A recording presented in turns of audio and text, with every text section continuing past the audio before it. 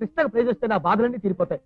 లేకపోతే ఇంకో కథకి ఇన్స్పిరేషన్ అంటూ నా చేత అంకెచండాల ప్రవేశాలు వేయించి బాధిస్తుంది, నలుగురు చేత బాధిస్తుంది. నిజమేలేరా, ఒరిజినల్ గా ప్రైజ్ వచ్చిన కథ కాగితాలు చింపేసి ఈ కాగితాలకు ఇచ్చేసి పాపం పిచ్చి పేరుకు ముద్ర పడుతుంది. ఏమిటి, నా కథకు ఫస్ట్ ప్రైజ్ వచ్చిందా? అవును కృష్ణ, కావలసిన చూడు. బావా అమ్మా కృష్టి, నీకు ఆనందం వచ్చే ముందు నేను ఒక పుత్తూరు వైద్యుడిని పక్కన ఉంచుకోవాలన్నమాట. అమ్మో అమ్మో అమ్మా, అయ్యో పట్టింది పట్టింది.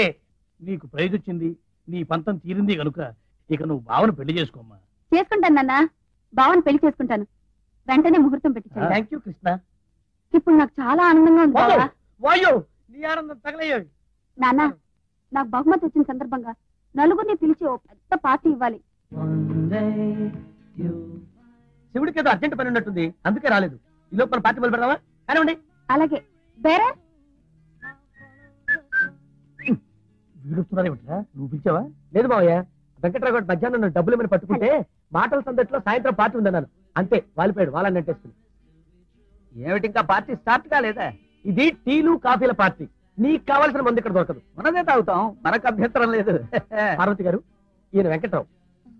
ఈ అమ్మాయి కల్పనని మాతో పాటు నాటకాలు ఇస్తుంది. ఇది వరకు చూశాను. మన మిత్రమేత కార్యక్రమంలో సీతాపతి గారికి ఇలాగా నటించింది ఈ అమ్మాయి. ఎక్కడికి ఎక్కడికి? చేతులు పైకెత్తు, పైకెత్తు. చేతులు జాగ్రత్త. బాగున్నారా? సిగ్గులేదు నీకు? కొడుకును ప్రేమిస్తూ డబ్బు కోసం వావి వరుసలు వదిలేసి ఆ కొడుకు తండ్రికి భారీగా నటిస్తావా? మీరు నన్ను అపార్థం చేసుకుంటున్నారు. నేను ఒక కిరాయి నటిని. సీతాపతి కుంకుడు కథగా ఎలా నటించాను అలాగే శివకి ప్రియురాలుగాను నటించాను. నిజంగానా? అవును పార్వతి గారు, కేవలం మిమ్మల్ని ఉడికించాలనే ఉద్దేశంతోనే మా శివుడు కల్పనతో అంత చనువుగా మెలిగాడు.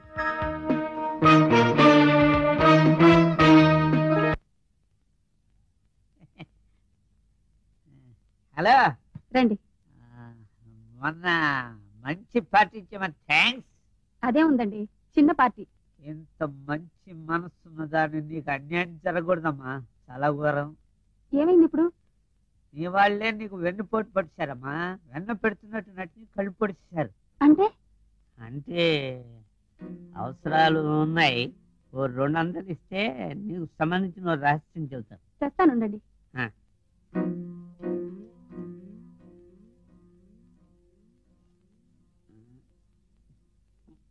మంచిది. ఇదిగోండి, తొందరగా చెప్పండి. అది నీకు కథల పోటీల్లో ప్రైజ్ రాలేదమ్మా. అదేంటండి, నాకే వచ్చింది. నేను కళ్ళారా చూశాను కూడా. ఆ మ్యాగజైన్ నా దగ్గర ఉంది, చూడండి. లేదమ్మా, ఆ ప్రైజు వరలక్ష్మి అని ఇంకో అమ్మాయికి వచ్చింది. ఆ బాబ్జీ మీ నాన్న నిన్ను మోసం చేసి వేరే కాగితాలు అచ్చుబుద్ధించి ఆ వీక్లీలో అతికించి చూపించారు. నిజంగానా?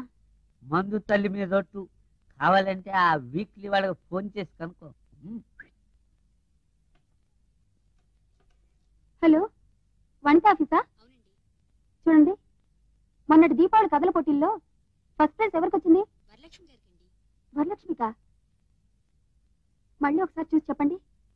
కృష్ణవేణి కదా? వరలక్ష్మికేనా? ఇప్పుడైనా నమ్ముతావా? హరిశ్చంద్రుడు నాటకంలో వేషం వేసిన వాడిని అబద్ధం చెప్పను. మా బావ నాన్న ఎంత మోసం చేశారు. కృష్ణ కృష్ణ కృష్ణ కృష్ణ, దారిలో మంచి కేక్ షాప్ కనిపిస్తే నీకు ఇష్టమని తీసుకొచ్చా. తీసుకో. థ్యాంక్స్ బావ.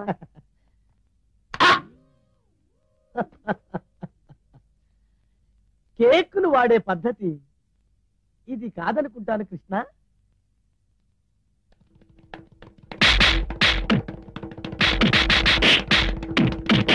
ఇంకాపు తల్లి, నీ మొహం నాకు చూపించుకో. అసలు నీకు ఈ విషయం ఎవరు చెప్పారు?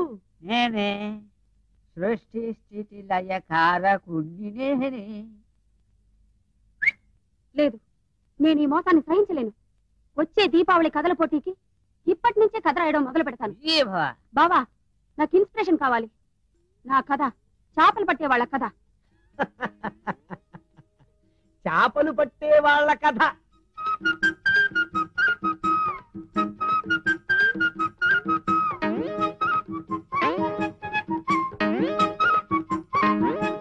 బొమ్మ చచ్చింది గొర్రె